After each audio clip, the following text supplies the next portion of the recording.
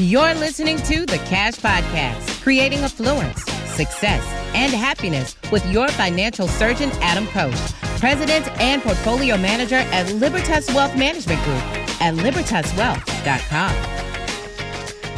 Happy Casual Friday, everyone. 2020 is certainly going to go down in history as one of the wildest, craziest, and most memorable, at least in my career, if not my lifetime. In just over 100 days, the President of the United States was impeached and then acquitted. Australia experienced one of the worst wildfires in their history. We've experienced a worldwide pandemic. The economy was shut down. The 2020 Summer Olympics were canceled and postponed, along with the vast majority of other sports. We've homeschooled our children, much to our chagrin. The Pentagon released videos of possible UFOs. The stock market crashed faster than at any time in U.S. history. Then we had the senseless killing of George Floyd, which was then followed by rioting throughout the United States. And now, with unemployment rampant throughout the country and with the PPP loans for businesses running out, no one really knows just how bad all of this is going to get before it gets better, or, to make things crazier, if the economy is going to get much worse at all, or for the stock market for that matter. And that's what makes this year, or one of the many things that makes this year so crazy, is that nothing really seems to make all that much sense. But one thing that you can control, and one thing that is 100% for sure, is that the closer you pay attention to these things, especially when it relates to how much attention you pay to your retirement portfolio, the worse your results can be. Now, before we get started with the meat of the conversation today, as always, some housekeeping items. If this is your first time listening or watching our podcast, then thank you so much for joining us. The Cash Podcast is produced weekly, and as stated in the intro, Cash stands for creating affluence, success, and happiness. And that's my mission. My hope is for you to learn a little bit more on each and every episode so that you become more successful, wealthier, happier, and more educated than you were before you started listening today. So come back often. Feel free to subscribe on iTunes and YouTube. In addition, you can also follow me on Twitter at Adam Koch and on Instagram at Financial Surgeon. And then last but not least, since this is going to include some tables and charts, all the imagery in this episode is going to be listed online at libertaswealth.com in order of appearance. So let's just jump into this. First thing I want to show you is just a quote. I love quotes. And I think this is so applicable today. And really, I don't know that it'll ever stop being applicable to life, especially as it pertains to money, investing, and retirement planning. And that is that we learn from history that we do not learn from history. So, or said another way, if you read this, it's kind of confusing as opposed to hearing it. But we've learned from history that people don't learn from history. So it doesn't matter what's happened. It doesn't matter how much our country's been through. It doesn't matter what you've been through as an individual, as an investor, as it pertains to your retirement planning, financial planning, estate planning. People just don't tend to learn from history. And I don't know how much of that's recency bias. We tend to put more weight on the things that have happened recently than the things that have happened in the past. I'm guessing that's probably a big part of it. But another thing I want to share here, and this is something we say at our office a lot, and it goes like this. One of the biggest reasons clients' financial plans fail is because of clients' inability to stick to their plan. Now, one of the biggest reasons why clients don't stick to their plan is because either A, they don't have one. Now at our office, we require everybody has a financial plan in order to work with us, but it's either because they don't have one or it's because they pay too much attention to the short term. So one more time, one of the biggest reasons clients' financial plans fail is because of the client's inability to stick to their plan. And one of the biggest reasons why clients don't stick to their plan is because they either don't have one or because they pay too much attention to the short term. In other words, they focus on their feet instead of the horizon. So the whole point here is that people, investors, even if we have a lot of experience, we have a tendency to think that even though we're not going to spend this money until 10 years from now when we're retired, or if we're already retired, we're going to be spending this money over the course of the next 5, 10, 15, 20 years of our lives to supplement our income. We have this psychological tendency to want to look at the portfolio and look at our retirement plan as if we're going to spend all the money in 2 years, or we're going to spend all the money next year. And that mindset, that psychological mindset of short-term thinking causes us to freak out in the short term to the point where we literally just pull the ripcord and abandon the plane when there's nothing wrong with it. So I think what the whole purpose of this podcast and the message that I want to share today really has to do with, as the title said, shredding your statements. Now, I know that might sound a little bit disingenuous because of the fact that my position as a financial advisor, financial planner, portfolio manager, but it's rooted in truth. Again, I think that people need to focus on the horizon and not their feet. If they're focusing on their feet right in front of them, then they can't see the long term. As they say, you can't see the forest for the trees. So we're not spending this money next week, next month, next year, or probably even in the next few years. It's going to be something that's going to be spent over time if you're even spending that money now. Again, if you're pre-retiree, you're probably not spending the money for quite a while. Again, I can't reiterate more. Even if you're retired, you're looking at and taking this nest egg that you've saved and you've spent your hardworking years earning and saving up to generate an income stream almost as if it is your employer. So you've created an employer for yourself, and it's going to pay you a paycheck, or you're paying yourself a paycheck, I should say. So the first thing I want to show you here is a graph that shows a correlation, a very, very direct correlation, I might add, between the frequency in which you look at your money and how probable it is that you're going to want to freak out and make changes to your portfolio, your strategy. So as you can see here, and this is going to be chart number 1 online for those of you listening on iTunes if you want to look it up later. If you, over the course of 90 days, so this is a 90-day period, and I actually think this is too much, but if you rarely or infrequently look at your account, say 6 times or less over the 90-day period, then you have less than a 2% chance of wanting to make a change to your strategy.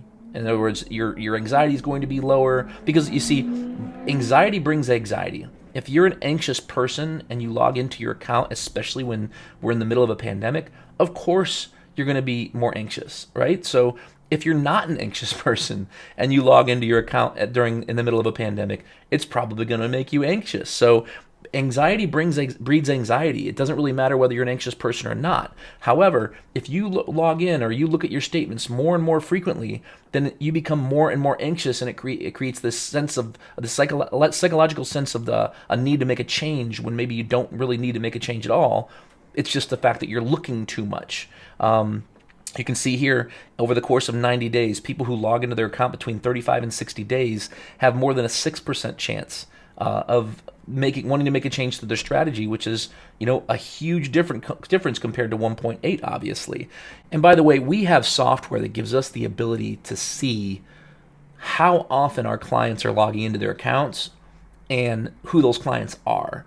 So I'm saying this not only because we have statistics here, this is from Betterment, by the way, but also because I've experienced it firsthand in my career in almost 2 decades of financial planning and portfolio management, retirement portfolio management. So these aren't just numbers. It is a fact that the more people pay attention to their money, the more they're going to freak out about it, and the more likely they're going to abandon their plan. It's just a fact.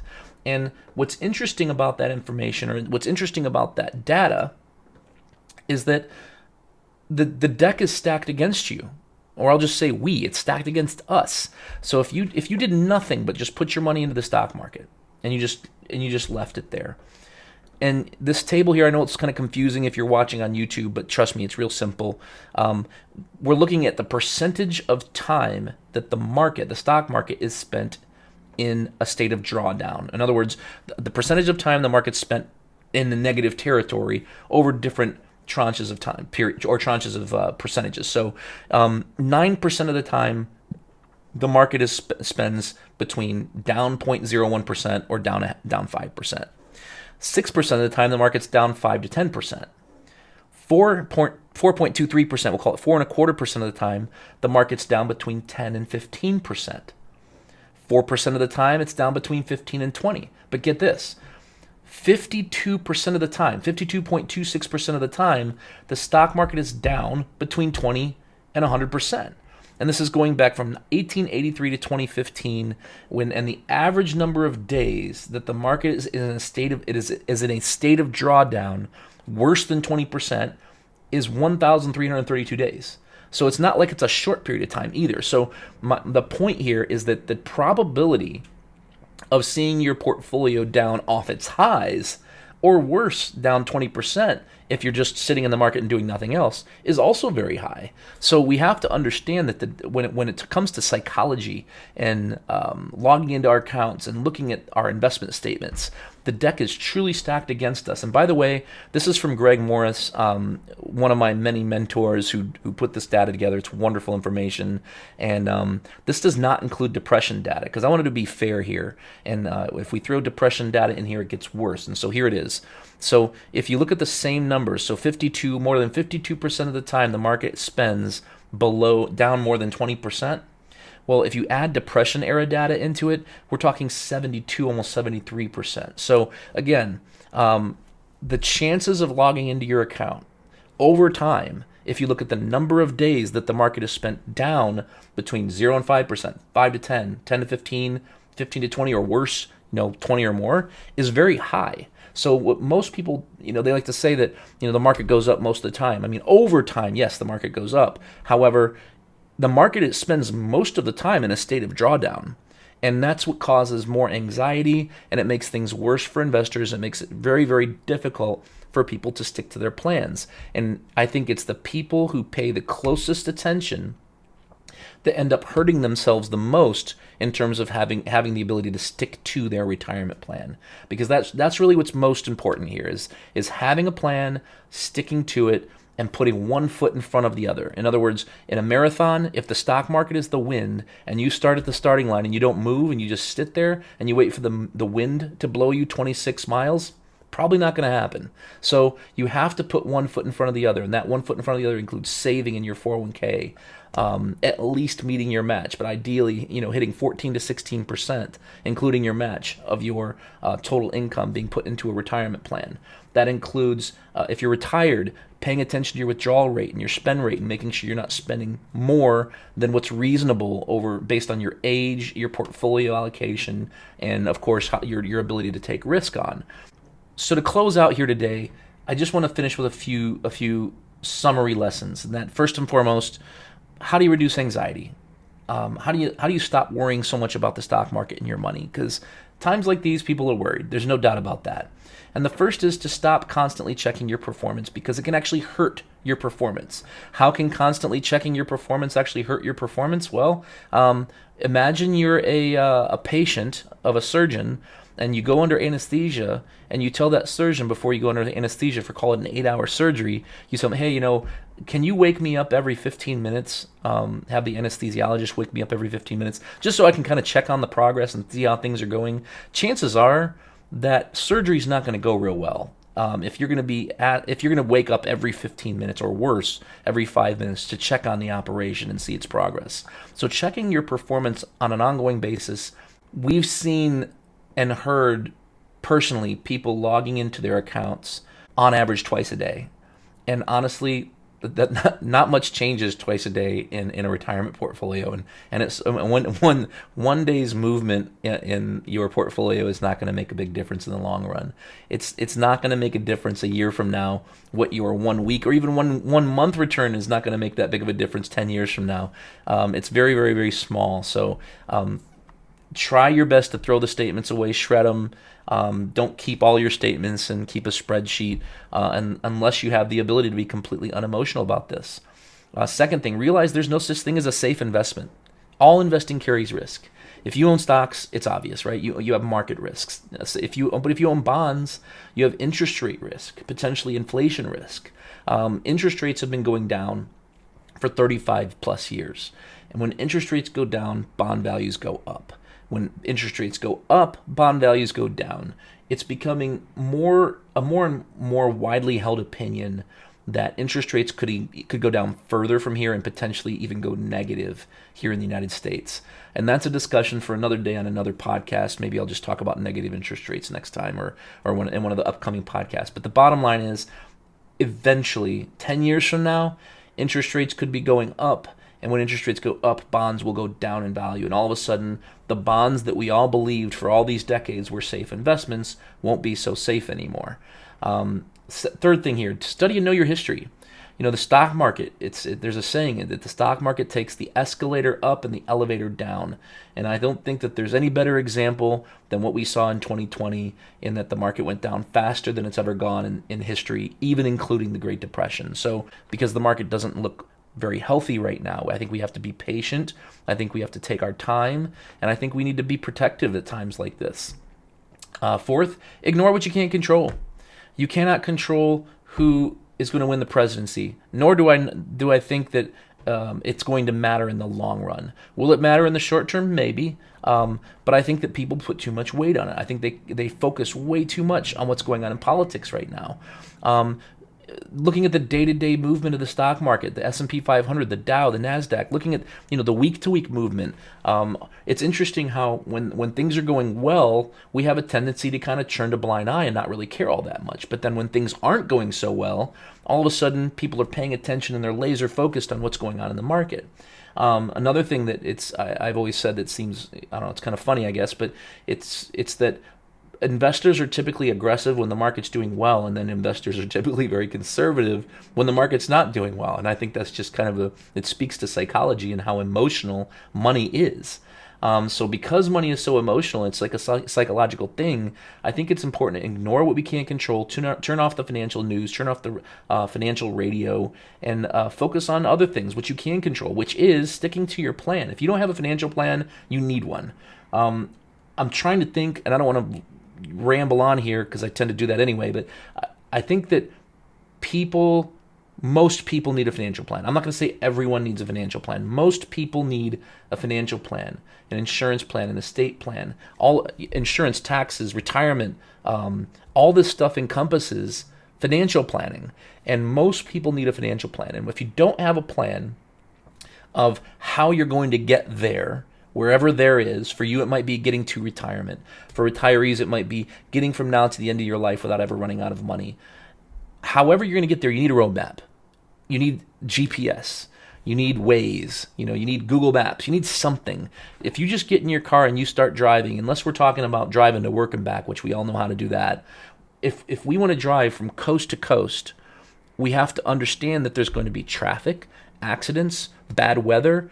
And if we don't have a destination or a way to get from where we are now to that destination, then we're going to have a hard time getting there. And it might create a lot of anxiety along the way when we really don't understand what the plan is. So I think it's really important for people to have a plan, and then just to go outside and relax, spend time with your family, don't worry about your money so much. I think that you would find that life is so much better if you can force yourself to cut off the news. And I don't mean all news, of course, local news, understanding what's going on in your community, that's different. I'm talking about the news as it relates to your money, because they're going to do whatever they can to try and keep you paying attention to the news. If the market's doing great, then they're going to talk about all the bad things that are going on and how, things that are going to cause the market to crash.